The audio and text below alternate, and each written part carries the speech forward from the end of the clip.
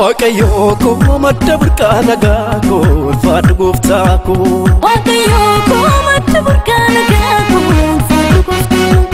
waaqayyo ko madda burqaa nagaa ko ulfaadhu gooftaa ko waaqayyo ko madda burqaa nagaa ko ulfaadhu gooftaa madda burqaa nagaa ko ulfaadhu gooftaa ko madda burqaa nagaa ko ulfaadhu gooftaa ko madda burqaa nagaa ko ulfaadhu gooftaa ko madda burqaa nagaa ko ulfaadhu gooftaa ko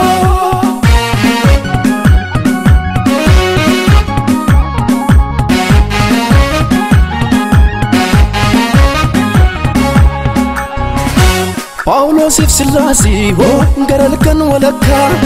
manada keessatti waaqa waaqessan ida saba hunda ho gooftaas toofure nagaa kan deebisu si malee eenyure Paulos Silaasi ho garalkan walakka manada keessatti waaqa waaqessan ida saba hunda ho gooftaas toofure nagaa kan deebisu si malee eenyure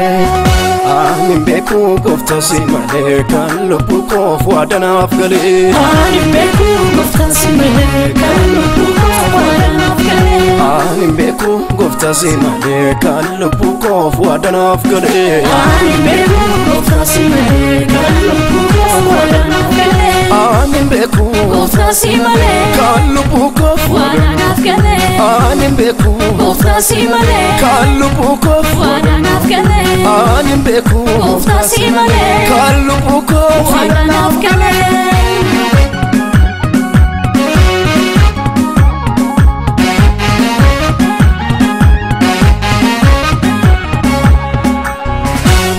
Alazar duetu guyyaa furbuleera foolirreeffa isaatis baay'ee ajaa'eera Marta Maariyaami so abdii kutaatanii waan godhan dhaabanii hin boo'u ta'anii Alazar duetu guyyaa furbuleera foolirreeffa isaatis baay'ee ajaa'eera Marta Maariyaami so abdii kutaatanii waan godhan dhaabanii hin boo'u ta'anii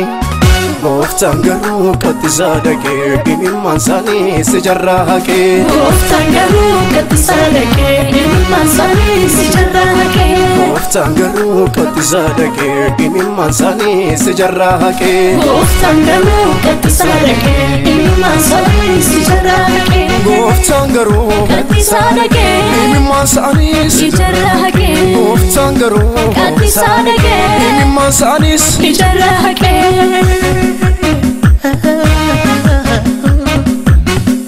Yaa madda burqaa nagaa ko ulfaadhu gooftaa Yesuus